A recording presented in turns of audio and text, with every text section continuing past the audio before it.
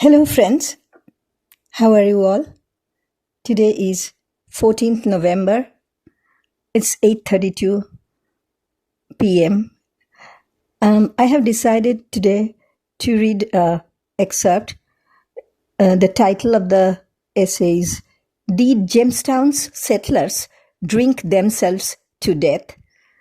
This is from History Channel, and I was just searching for colonial life, and I found that many people were very much interested about the southern colonization and the life in the colonies, and I got some good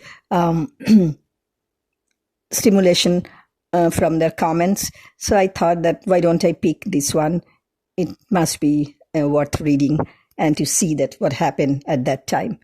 So this is the geologists are investigating whether tainted drinking water killed most of Jamestown's colonists during the starving time of 1609 and 1610. So this small excerpt is written by Jenny Cohen, and it was initially written in October 18, 2011, but then updated very recently on May 8, 2023. So let's begin the story. Life was no picnic for the Jamestown colony's earliest founders, but at least they had enough to eat. Evidence from West Peats suggests that the settlers who first arrived on the island in May 1607 feasted on deer, turtles, and sturgeon during their first year in the New World, said historian James Wittenberg, the director for instruction at the National Institute of American History and Democracy. The sturgeon in the James River was so large that colonists would wade out and harvest them with an axe, he added. Thanks to an uneasy truce brokered by their leader, Captain James Smith, they supplemented this high-protein diet with corn received from local Powhatans in exchange for goods. But in the fall of 1609, shortly after the arrival of new ships packed with more mouths to feed, a disastrous sequence of events plunged Jamestown into famine, said Wittenberg. Faced with their own shortage because of a prolonged drought, the Powhatans cut off trade with their neighbors after Smith returned to England for medical treatment in October. The settlers began taking food by force, and the Powhatans retaliated by laying siege to Jamestown. Confined to their fort, the colonists could no longer hunt, fish, or seek fresh water. We do see in the trash bins from the starving time that they are eating really small animals, said Wittenberg. They eat up all the domestic stock, the dogs and the horses. They get down to eating rats and even poisonous snakes. As the winter wore on, scores of Jamestown's inhabitants suffered from diseases associated with malnutrition and contamination, including dysentery, typhoid, and scurvy. By the time Lord de la Warr showed up with supplies in June 1610, the settlers, reduced in number from several hundred to 60, were trying to flee. The starving time's staggering toll has led some historians to posit that various other factors decimated Jamestown's population either along with or instead of famine, Wittenberg said. According to one theory, agents working for the Spanish government spiked Jamestown's wells with arsenic in a bid for colonial dominance. While most scholars dismiss this notion, some have suggested that the wells were indeed to blame, albeit but for different reasons, Wittenberg said. The historical geographer Carville Early, among others, believe that dirty water with a dangerously high amount of salt, a result of Jamestown's proximity to brackish sources, sickened the colonists.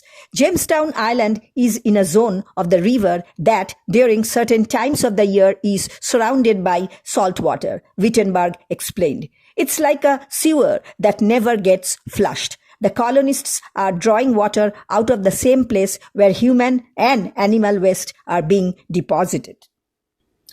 For the first time, researchers are approaching this hypothesis from a scientific angle, collecting and analyzing groundwater and sediment from the former site of Jamestown's shallow wells. Plenty of people had suggested there might be an issue with the water they were drinking, but nobody had done a study to investigate what the water quality was and where the contaminants were coming from, said Gregory Hancock, an associate professor of geology at William and Mary, who helped start the project in 2007.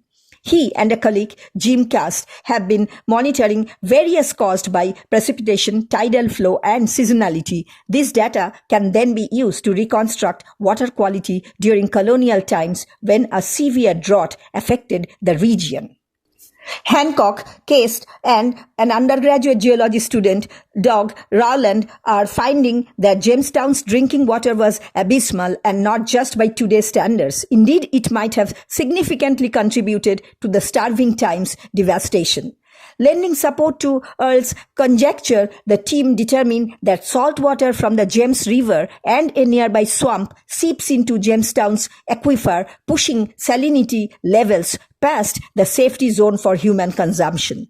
This problem would have been even more pronounced during the 17th century because of low rainfalls, said Cast. Colonial accounts of life at Jamestown mention symptoms consistent with salt toxicity, such as lethargy and irritability.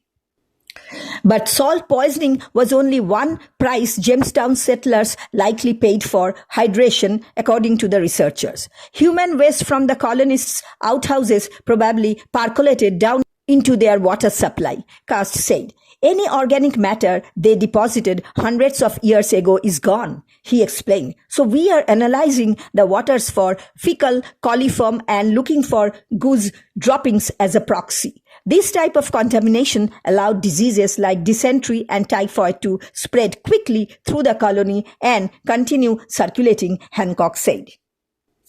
Finally, the scientists detected arsenic at high but varying levels in groundwater near the fort. Does this mean the Spanish were poisoning the wells after all?